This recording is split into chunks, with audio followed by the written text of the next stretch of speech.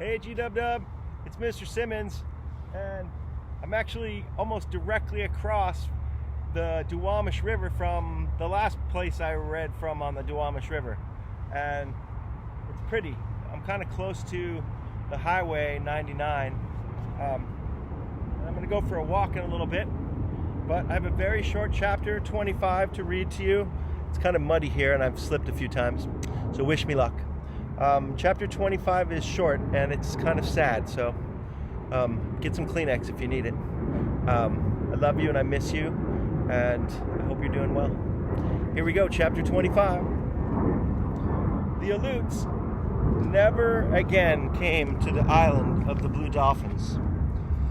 But every summer I watched for them, and early every spring I gathered shellfish, which I dried and stored in the cave where I kept my canoe.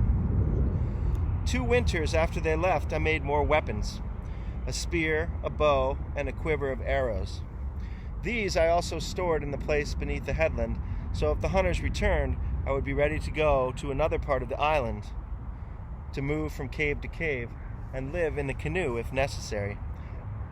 For many summers after the Aleuts had gone, the herd of otter left Coral Cove. The old otter which had survived the Aleut spears, and by now were aware that summer was a time of danger, would lead the herd away. They went far off to the kelp beds of tall rock, where they stayed until the first storms of winter. Often Rontu and I would go out to the rock and live there for several days, catching fish for Wonani and the other otters that I had come to know. One summer the otter did not leave, the summer that Rontu died, and I knew then that none of the otter who remembered the hunters were left.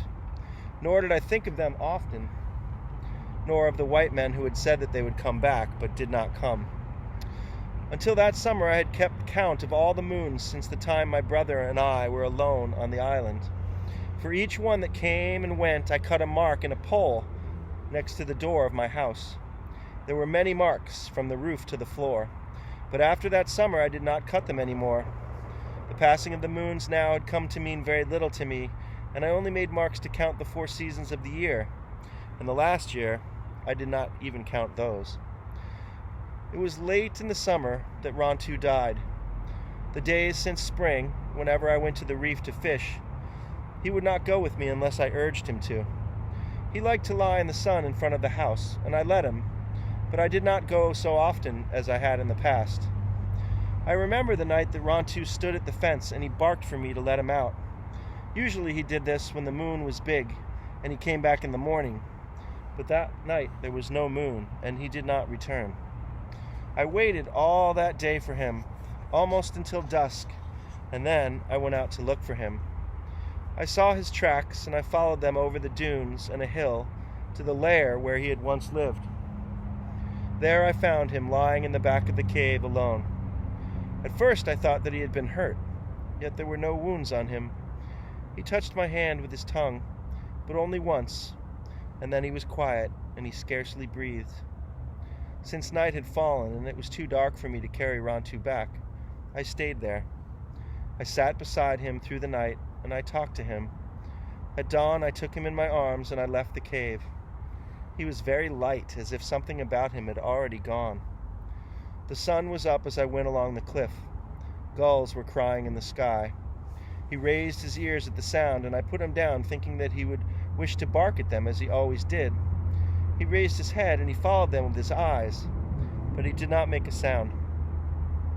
"Rontu," I said, "you have always liked to bark at the seagulls. Whole mornings and afternoons you have barked at them.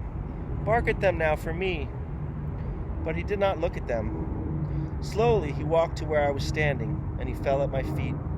I put my hand on his chest. I could feel his heart beating, but it beat only twice, very slowly, loud and hollow like the waves on the beach, and then no more. "Rontu," I cried. "Oh, Rontu." I buried him on the headland. I dug a hole in the crevice of the rock, digging for 2 days from dawn until the going down of the sun, and I put him there with some sandflowers and a stick that he liked to chase when I threw it, and I covered him with pebbles of many colors that I gathered on the shore.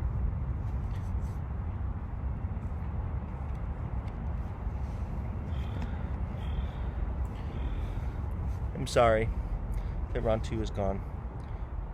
But I'm still here, and you are still here. Now I have mud on my hands. And I love you, and I miss you. And I'll talk to you soon. Bye.